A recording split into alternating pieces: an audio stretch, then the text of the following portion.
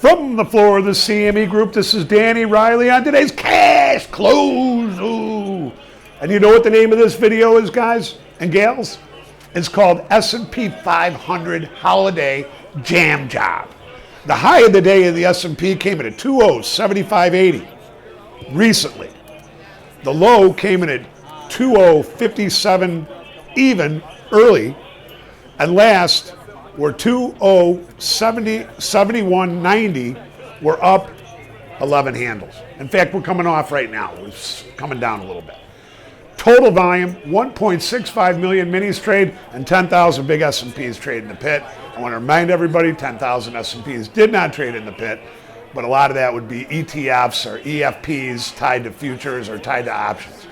Now next week we've got the shortened holiday week, but it includes 10 T-bill and 10 T-bond auctions or announcements. There is 17 economic releases, and Monday's economic calendar includes the Chicago Fed National Activity Index, existing home sales, and a 2-year note auction. Now look, I want to talk a little bit about what goes on the television and why I try to avoid listening to it. A week ago, when the markets were selling off and getting pummeled, I agree, they looked horrible. But I believe that if you're a trader, you have to have a forward-looking view. And all I saw on Fox, all I saw on those idiots from CNBC and Fox were that the world was coming to an end. Crude oil was going down, everything is going to collapse, and I got to ask, where did they go? Do you think after they make these stupid calls, that maybe Fox and CNBC just kind of pulls these guys off the air for a couple weeks, kind of lets the smoke clear after their horrible calls? But anyways, I just had to get that off my chest. Now, so the S&P goes down 7 days in a row. It goes up 2 days. It goes up 2 days the last couple of days, and it rallies 95 handles. Remember my rule about the S&P? It takes days and weeks to knock it down and only 1 or 2 to bring it back. Have you ever thought about that?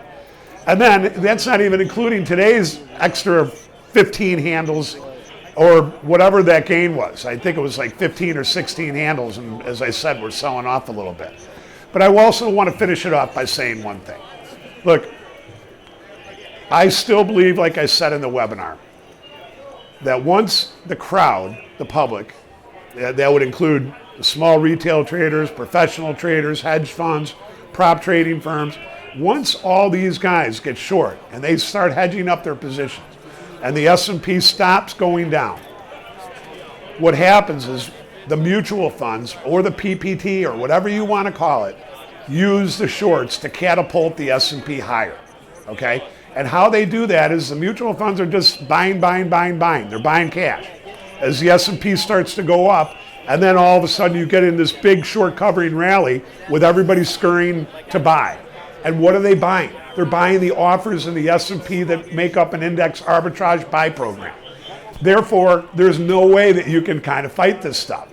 And additionally, what happened was the rally was so quick, it left everybody with their pants down. And I think today, maybe this push up late in the day or this push today may have kind of finished off the rest of the shorts. As I've always said, they don't get out in one day. Now, you know what? We're going to leave it like that. I wanted to let everybody else know that we're having a contest. I'm going to give you $500 cash. I'm going to have up something next week about pick where the S&P closes in 2014. You know where I got my bet at. I'll leave it like that. You guys have a great weekend, and we'll see you later.